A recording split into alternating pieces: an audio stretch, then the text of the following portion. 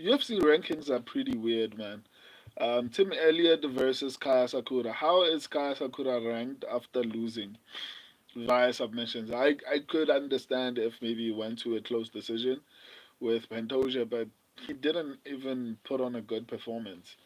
Like, then how does he go from being at the bottom 15 of in the whole entire world, not bottom 15, bottom 50 or 40 somewhere there, to being ranked in the top 15? But it is what it is, man.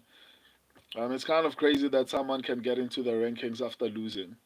Um, Elijah Youngblood, Tim Elliott with upset.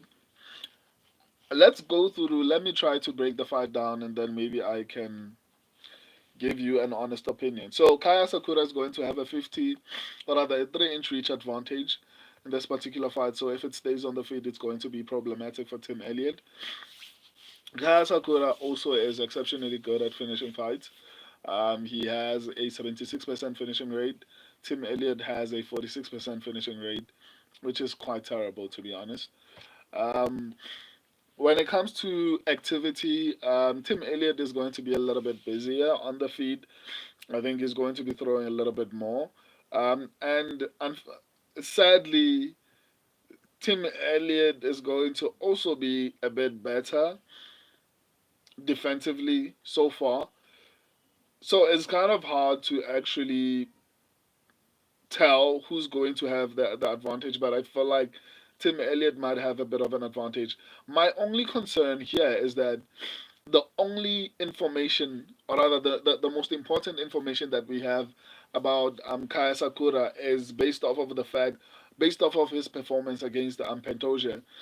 Shoshot McGee, it must be it must be stopped. What must be stopped, my guy? So it must be stopped.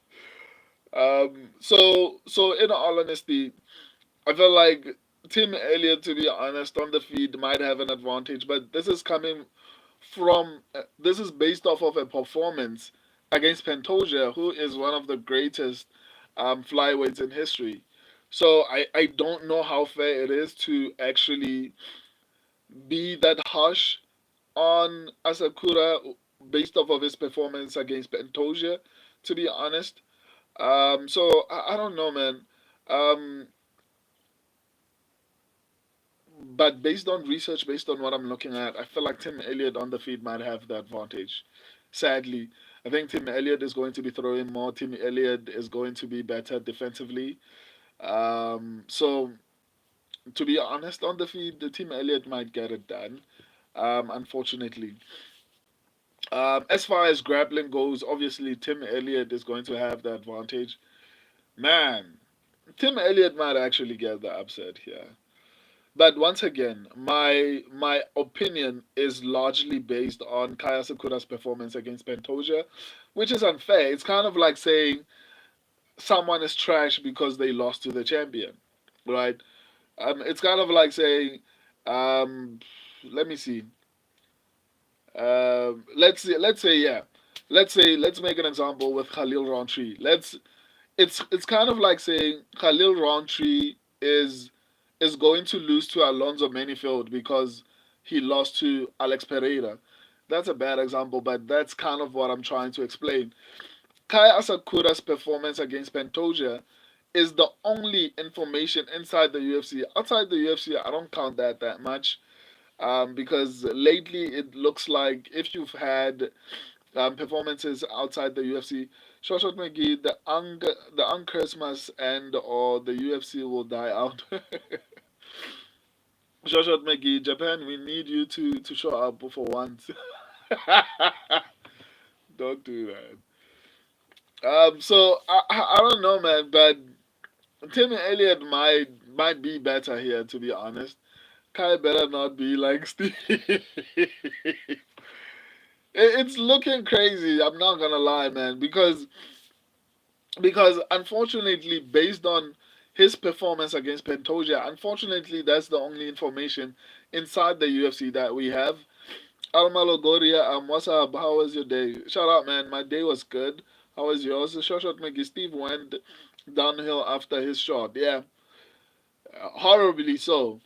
But I don't think he was ever that good. Unfortunately, maybe I'm wrong.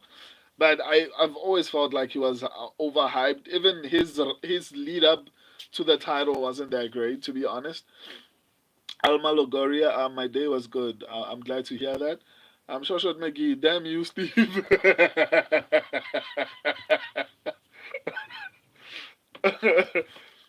So to be honest, man, Tim Elliott might actually come in here and surprise all of us. I hope I'm wrong. Tim Elliott is not Pantoja, so I'm sincerely hoping that Kaya Sakura actually comes through and shows up. But based on what I'm looking at, the only advantage that Kaya Sakura might have is his reach, right? His reach, he has a 3-inch reach advantage, but outside of that, I feel like Tim Elliott will be busier in the fight. He might potentially outstrike him, and defensively, Tim Elliott is better. He has a way of avoiding getting hit.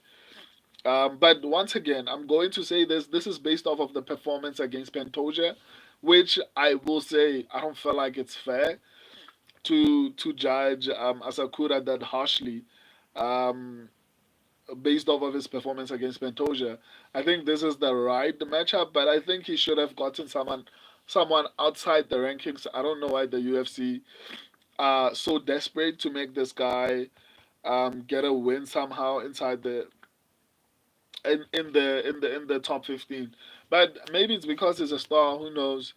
Um, yeah, it's gonna be very interesting to see how this one plays out. I mean, Tim Elliott is like 38 years old, and unfortunately, it just feels like it might be another Unk getting a win over a young prospect. I hope that doesn't happen. We need fresh blood. We need young talent to actually keep the sport going.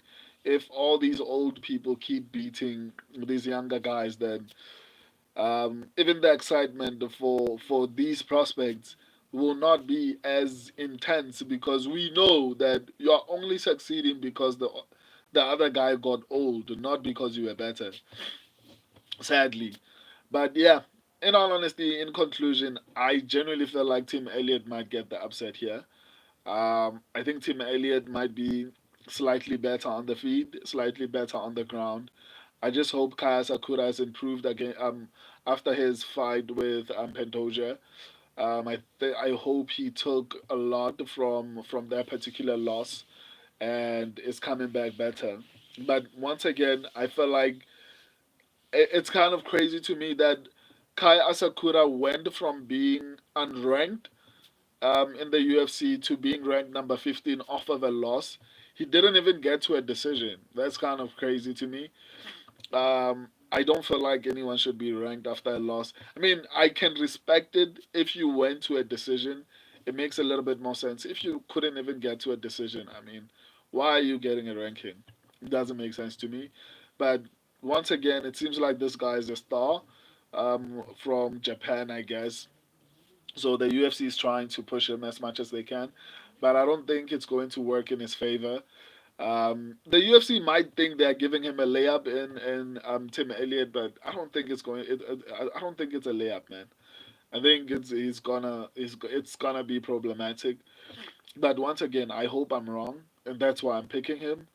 I feel like I feel like I'm not I'm not listening to myself at this point. I'm not listening to myself.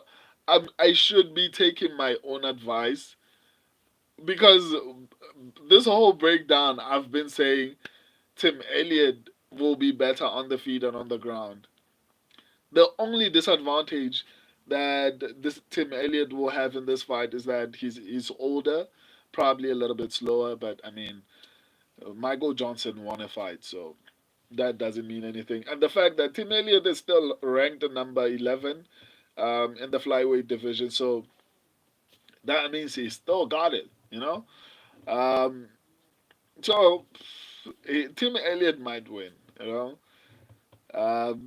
I don't, why am I picking Kaya Sakura? You know, a part of me wants to switch, man. There's a large part of me that wants to switch and go to the Ang.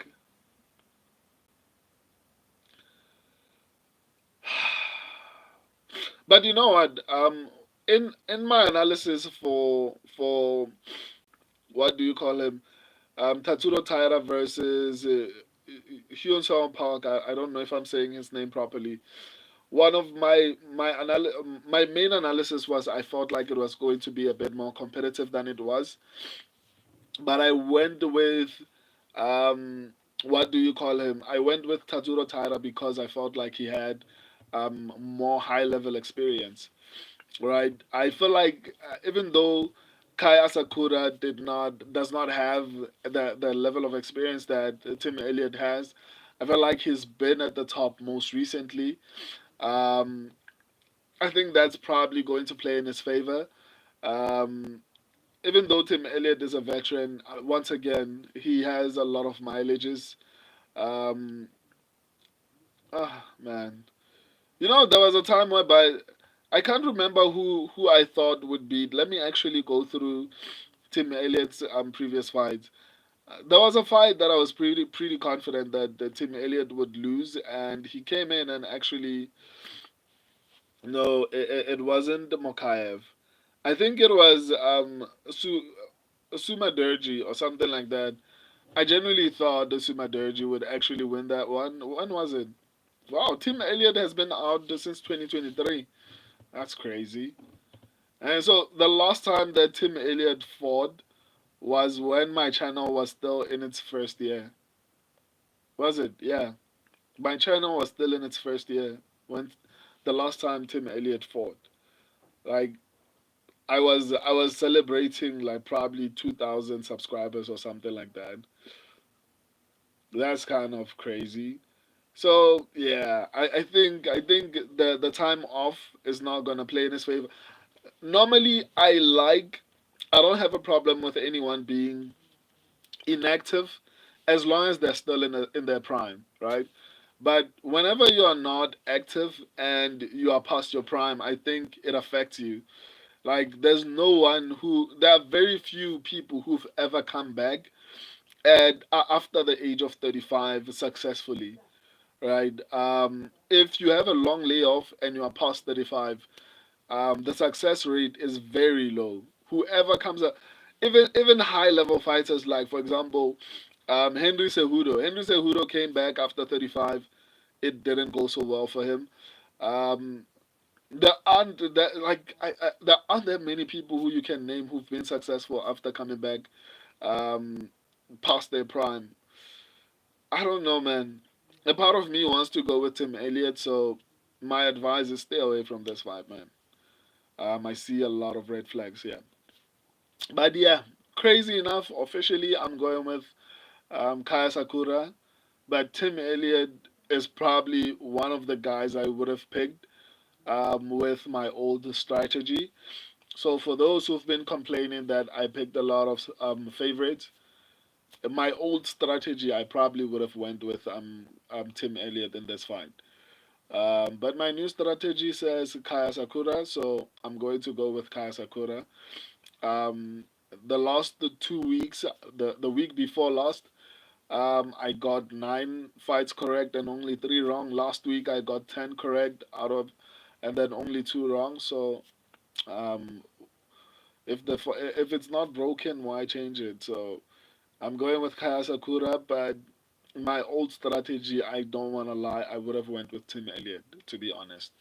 So you can take that and use it how you want to. I placed 300 bet on Hamza to win by finishing the first round. I'm so scared. Nah, man, I think he will get it. Shashot McGee, if DDP wins, I'll be so confused for the future of middleweight. I'm with you there, my guy. I'm with you. Shashot McGee, I don't see anyone else beating Chimaev, so it'll be like DC and John Jones all over again. I agree. Like I also don't see anyone beating Hamza Chimaev in that division. I think Dracus Duplessis probably has the best shot at beating Hamza Chimaev. Shoshat McGee, I quit deep dives for MMA. Kevin lost to D-Rod, so what's the point?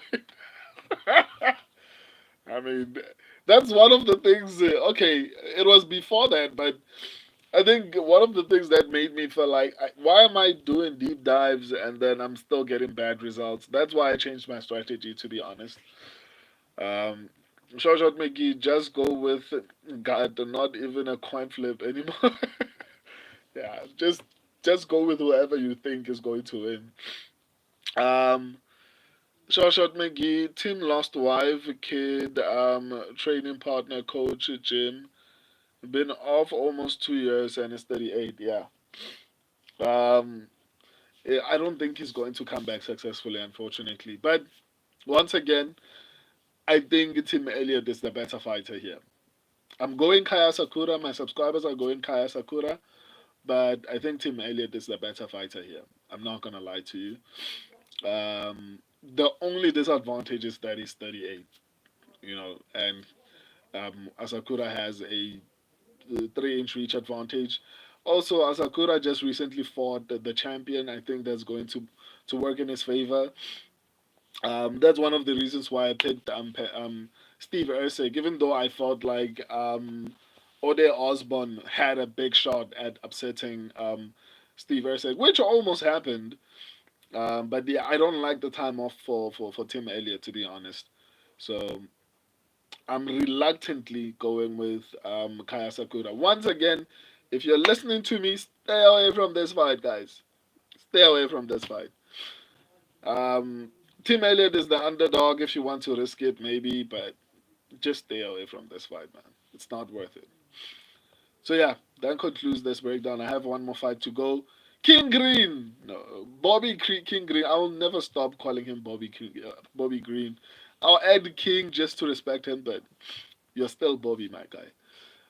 Anyway, let's go to the next fight, guys. If you want to join me, just click on the subscribe button, turn on your notifications, and let's go to the next live stream.